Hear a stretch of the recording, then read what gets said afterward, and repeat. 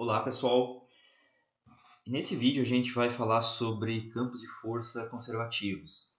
A gente vai entender o que é, a gente vai definir o que é uma força conservativa, um campo de força conservativo, e a gente vai começar a encontrar critérios. A gente vai ver os primeiros critérios para descobrir se uma dada força, se um dado campo de força é conservativo ou não. Então vamos começar com uma motivação. A gente vai considerar primeiro uma força constante uniforme. Então é aquela força que não varia com a posição e nem com o tempo. Tem uma posição inicial A, uma posição final B e um caminho, a partícula vai traçar um caminho arbitrário C. A, B e C arbitrários. E eu quero calcular o trabalho dessa força. Ao longo de todo o caminho está sujeito a uma força sempre constante e uniforme. Então, trabalho de A até B ao longo de C é igual a integral de f escalar dr. Então, integral de A até B ao longo de C. Como a força é uniforme ao longo do caminho e constante, eu posso tirar ela da integral. Só cuidado que ela é um vetor, né? Sai como vetor e sai o produto escalar aqui. E sobrou a integral de A a B ao longo de C de dr. Quanto vale essa integral? Então, é só lembrar o que é o dr, né? Em cada posição aqui, ó, o dr é um vetorzinho tangente. Tem infinitos deles aqui, são infinitesimais, né? Então, aqui tem um dr, aqui tem outro, aqui tem outro, aqui tem outro e assim por diante. Observa que fazer essa integral é fazer uma soma de todos esses vetores, a soma vetorial, né? Se eu somar todos esses vetores aqui, ó, vai me dar esse vetor aqui, saindo da posição inicial e chegando na posição final. Então, esse vetor aqui eu vou chamar de D, deslocamento, né? Então, tudo isso aqui vale D, então sobrou simplesmente F escalar D. É a mesma fórmula que a gente tem para aquela condição bem simples de uma força constante uniforme e um deslocamento retilíneo. E observa que isso aqui não depende da trajetória. Qualquer trajetória que eu pegar, se eu pegar uma outra trajetória aqui, ó, eu já assumi que eu sei arbitrário, né? Se ele fosse assim, o resultado continuaria sendo f escalar d. Então isso aqui não depende da trajetória.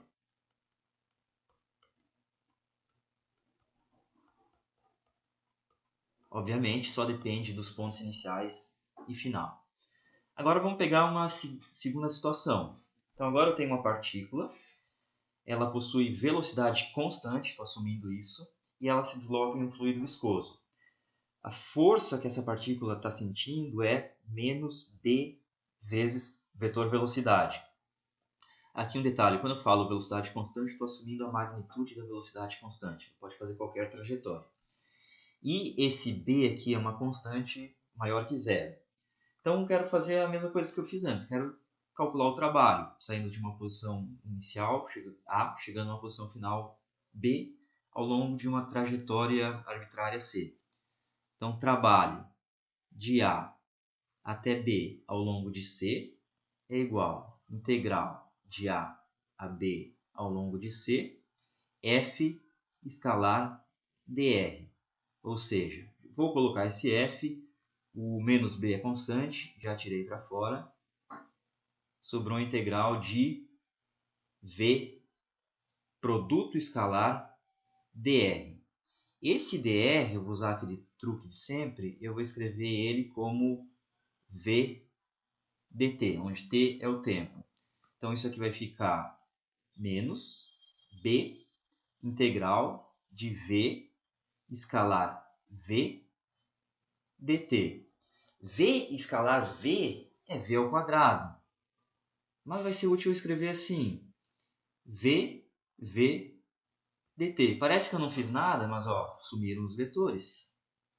E v dt é dr. Novamente sumiu o vetor aqui do dr.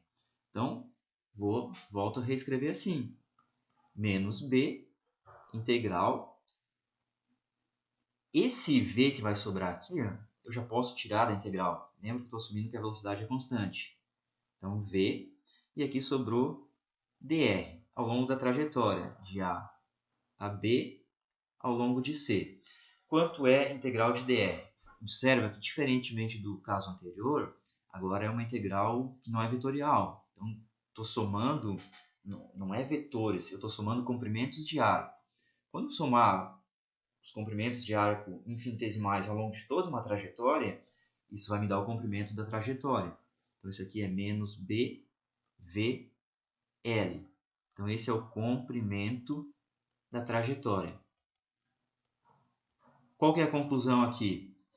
Que esse trabalho, para essa força no fluido viscoso, o trabalho depende da trajetória, depende do comprimento dela. Quanto maior o comprimento, maior o trabalho. Então, depende da trajetória ou do caminho. Certo? Então, agora a gente pode fazer uma definição extremamente importante. A definição que a gente vai fazer é das chamadas forças conservativas ou campos de forças conservativos. Então, definição. O campo de força é dito conservativo se o trabalho por ele realizado independe do caminho. Então, se eu for escrever isso aqui em termos de uma equação, vai ficar assim. Trabalho de A até B ao longo de um caminho C1 é igual ao trabalho de A até B ao longo de um caminho C2. E isso aqui tem que ser verdade para todos os pontos A e B e os caminhos C1 e C2. Então, o que está acontecendo aqui? Tem um ponto inicial A qualquer, tem um ponto final B qualquer e tem um caminho C1 aqui. Calculo o trabalho para esse campo de força, dá um certo resultado. Pego um outro caminho, C2 qualquer, calculo o trabalho para esse mesmo campo de força, dá o mesmo resultado. Então, independente da trajetória, eu tenho o mesmo valor de trabalho. Nesse exemplo anterior, portanto, a força constante uniforme é conservativa e a força viscosa é não conservativa. Então, quando isso não é válido, a força é dita não conservativa. Então, vamos ver aqui um primeiro critério, um primeiro resultado bem importante que a gente tem.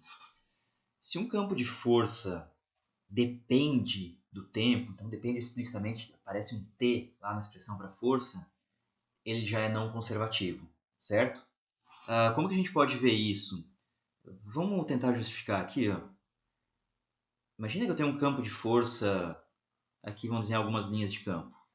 Está aqui o nosso campo de força, F. Dizer que esse campo de força depende explicitamente do tempo significa que essas linhas elas não são estáticas. Tirei uma foto agora é isso, tirei uma foto daqui a pouco é outra coisa. Então elas estão se mexendo com o passar do tempo. Agora eu escolho uma posição inicial, qualquer A, escolho uma posição final, qualquer B, e escolhi uma trajetória qualquer C1. E aí eu calculo o trabalho ao longo dessa trajetória. Então, trabalho de A até B ao longo de C1. Lembra que esse trabalho é integral de F. Vou ter que colocar o T, escrever o F em função de T. Escalar V, velocidade da partícula, dt. E a integral feita de A até B ao longo de C1. Agora eu vou escolher uma outra trajetória qualquer. Lembra que a trajetória, quando eu comparar as duas, estou pegando duas arbitrárias. Então vamos pegar essa daqui agora. Imagina que eu peguei uma trajetória bem extensa, bem longa. Chamei essa trajetória de C2. E aí eu escrevo o trabalho. W de A até B ao longo de C2. Integral de A a B por C2. F de T escalar velocidade dt. Como essa trajetória é muito longa, quando eu calcular essa integral aqui, as forças que eu estou colocando dentro dessa integral já vão estar bem diferentes das forças que eu coloquei dentro da primeira integral. Então aqui a trajetória é curtinha e o campo de força não se mexeu muito. Aqui a trajetória em C2 é bem longa, o campo de força variou um monte. Então quando eu colocar as forças aqui dentro da integral, calcular a integral, vai dar um resultado completamente diferente da primeira. Tá? Então em geral, W de A até B ao longo de C1 é diferente de W de A até B ao longo de C2. Então, F de T é não conservativo para qualquer dependência em T, certo? Isso aconteceu porque a força variou conforme a partícula realiza a trajetória. Se ela realizasse com velocidade infinita, isso não seria verdade, mas a gente está assumindo que ela realiza essa trajetória com velocidade finita. Próximo resultado, bastante importante. Teorema. A gente diz que um campo de força é conservativo se e somente se o trabalho por ele realizado se anula em qualquer curva fechada. Esse trabalho numa curva fechada, em um caminho fechado, a gente vai chamar normalmente de circulação. Então a circulação sempre tem que se anular. Se isso acontecer, a força é conservativa. Se a força é conservativa, a circulação sempre se anula. A recíproca é verdadeira. Então, em termos de uma equação, a gente tem isso aqui. Ó. F conservativa implica que a integral fechada de f escalar dr ao longo de C é igual a zero. Então, circulação nula para todo o caminho fechado C. E a recíproca é verdadeira. Se essa circulação é sempre nula, a força é dita conservativa. Então, vamos ver como é que a gente prova isso. Então, para mostrar esse resultado, vamos dividir em duas partes a demonstração. Então, primeiro, vamos assumir que a força é conservativa e vamos ver que isso implica em circulação sempre nula. Então, F escalar dr ao longo de caminho fechado C igual a zero para todo C. Então, vamos pegar um caminho fechado arbitrário aqui. Vamos escolher dois pontos quaisquer nesse caminho fechado, um ponto A e um ponto B. E esse caminho é orientado, então está nessa orientação. Vamos chamar essa parte superior do caminho, indo de A até B, de C1, e indo de B até A, de C2. E eu quero calcular, portanto, essa integral aqui, integral fechada ao longo de C, que é a composição de C1 com C2, F escalar dr. Então, isso aqui é a integral de A até B ao longo de C1, F escalar dr, mais a integral de B até A ao longo de C2, F escalar dr. E essa segunda integral, simplesmente eu vou mudar os limites de integração. Então, ganho um sinal de menos. Isso aqui é menos integral de A até B, inverti os limites de integração, na mesma trajetória C2, F escalar dr. E, portanto, eu cheguei em... Observa que o que eu tenho aqui é exatamente o que eu tenho aqui, com o sinal trocado. Então, isso aqui deu zero. Então, a gente mostrou o que a gente queria. Força conservativa implica que essa integral aqui é zero. Observa que aqui eu estou assumindo que a integral em C2 vai dar o mesmo resultado que a integral em C1, porque a força é conservativa.